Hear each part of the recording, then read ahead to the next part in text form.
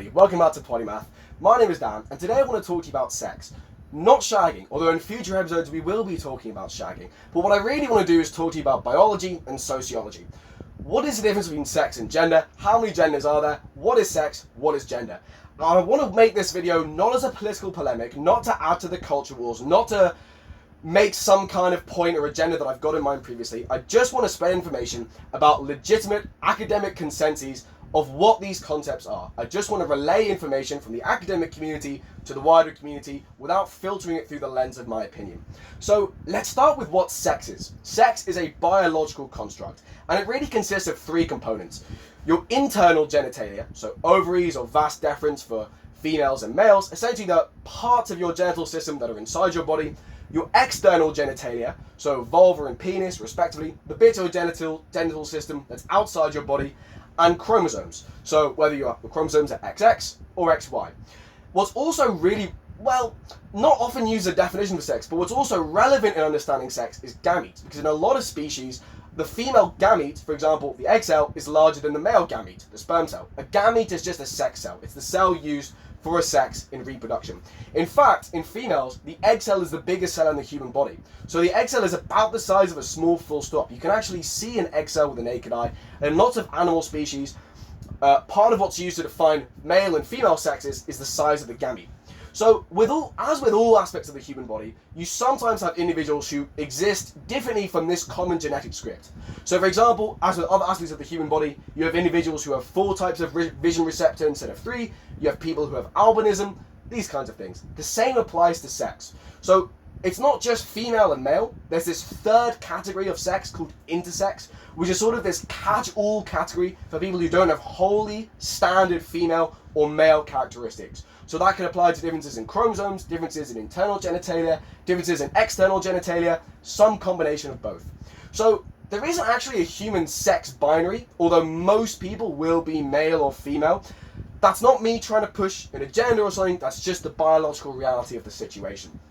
Now, gender is the societal and social manifestation of a sex. Because although male and female refer to sex in terms of biological realities, to be a male or to be a female also has a lot of social consequences for your life. So for most people, whether they're female or male will determine the clothes that they wear, or the haircuts they get, or the hobbies that they get into, or the job or lack of job that they have, all these kinds of things. There's a really big social relevance of all this stuff for your daily life.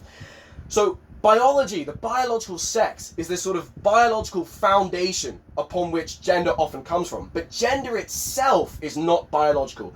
Gender itself is the social and societal manifestation of that biological underpinning foundation. So in a deeper way, when we look at gender itself, when we look at what it means to be a man and what it means to be a woman, they're associated with different concepts in a society.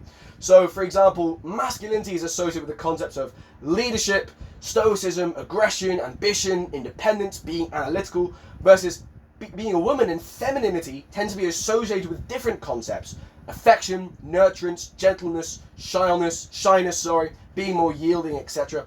Episode 29 explores these constructs and contrasts in much more detail. But the point that I'm trying to make is that being a man and being a woman, it's not just a biological phenomenon. It's this much, much deeper sociological phenomenon on what you do, what's associated with you, the kind of role you're expected to play, the kind of personality you're expected to have. There's a very, very large social manifestation of this. And gender is that social manifestation. So this is why people say gender is a social construct, because your sex is biological. Your gender is the social manifestation of that biological reality, or in some individuals, a social manifestation which is not related to that biological reality. The point is, most people identify, so the gender of most people is the same as their biological sex. But that doesn't mean that the two have to be linked together. That's just saying that people tend to act socially in a way that's dictated by their biological sex. But there's nothing biological about their gender, and there's no rule that says that they have to be the same. That's just a tendency. People tend to take on the societal role of their sex. So I know that this all sounds quite politically partisan. I've just told you that gender is a social construct. And if you don't like that, if you don't take my word for that, that's good. Because on Polymath, I really don't want to tell you how to think. I don't want to spoon feed you information. What I really want to do is encourage critical thinking.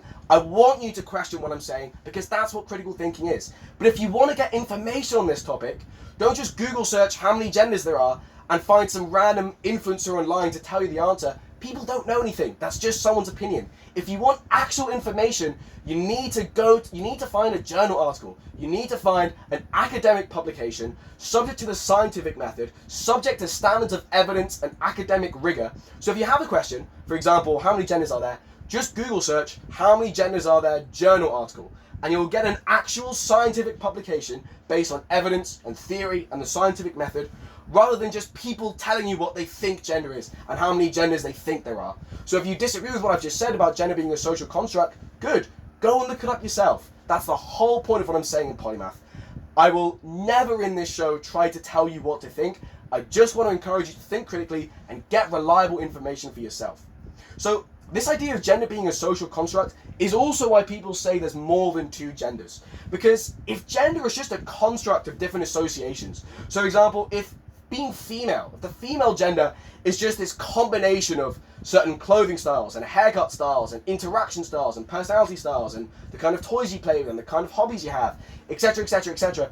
If it's just a combination, then there's no reason why there has to be only two combinations. There's no set reason why the only combination of all this stuff, all of these variables of occupation and hobbies and associations, etc., etc., has to fall within two individual categories.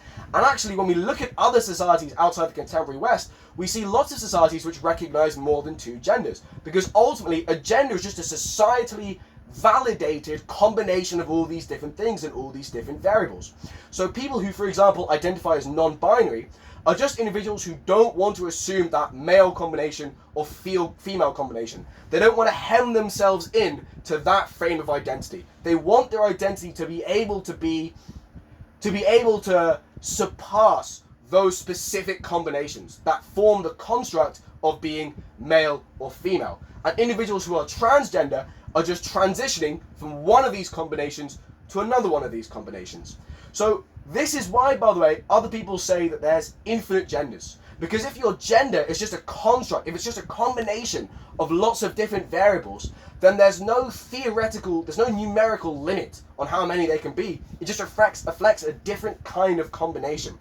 And there's no biological or philosophical rule as to how many combinations there has to be. There are biological rules about the number of sexes that are available, because sex is a biological construct, but gender is not. It's purely socially constructed. It's a social manifestation of a biological construct, but that social manifestation does not need to be bound to those biological constructs. Because it's social, it can be, how it's interpreted is entirely fluid. It's based on human beings. If human beings never existed, sex would still exist, because that's biological. But gender, in the way that we understand it, would not exist, because like animals have sexes, they don't have genders. Cats don't think about wearing pink, or being feminine, or being girly, or for example, male cats don't think about like football and beers and boxing and all that kind of stuff, because they can't. Because gender is quite a complex idea. It's complicated. It implies lots of confluences of different variables and different societal aspects and different things which are related to higher cognitive functions and economies and politics and societies. So gender is something which necessitates a human level of complexity. And it exists within our heads. It's something that is agreed on and validated on by other people. Being a woman does not require a female sex does not require our agreement on it. But in a given society, what we associate with being a woman, the female gender, the idea of what women should wear and what they should do and how they should behave and how they should think, that is held in common by lots of individuals within a society as a sort of collective idea held by multiple people. But if that idea changes, or if those people go away, that previous conception of what a female gender is changes or goes away. So it's just a societal construction, essentially. So gender incongruence, this feeling that you're a different gender than the one you were assigned at birth or born into, is not, as some politically partisan individuals allege, a mental disorder. It's an issue of identity and how individuals feel constrained in a certain identity because it isn't right for them. For example, when individuals change their religions, what they're really doing is changing their identity. But that's not seen as a mental disorder. It's just a choice of an individual who feels that conflict within themselves. So that answer, all the stuff that I might said, might annoy some of you, it might strike you as politically partisan, it might strike some of you as woke, it might strike some of you as an agenda. Good, that's good. I'm not trying to spoon feed you with belief systems. I'm trying to encourage you to go and find them out yourself. So if you think that I'm just being woke or liberal or politically partisan, good. Go and check it out yourself. Go and look it up yourself. When you do look it up yourself, don't just find some random person online who is just going to throw opinions at you with no evidence behind them. Look at journal articles. So Google search difference between sex and gender journal article, or gender definition journal article, sex definition journal article, because that's the only basis behind any of this. Real evidence on how biology works and how sociology works. So the role of Polymath, as I've said, is not to dictate to you the opinion. It's to make the facts more clearer. What I've reported to you today is the academic consensus, the scientific consensus on biology and sociology pertaining to these fields. And if you disagree with that, I strongly encourage you to go and check it out yourself. And that is today's episode done. So thank you so much for your time. I really appreciate it. I hope this has been useful. I hope this has been informative. I really appreciate you listening, and I hope that you have a lovely day. Take it easy.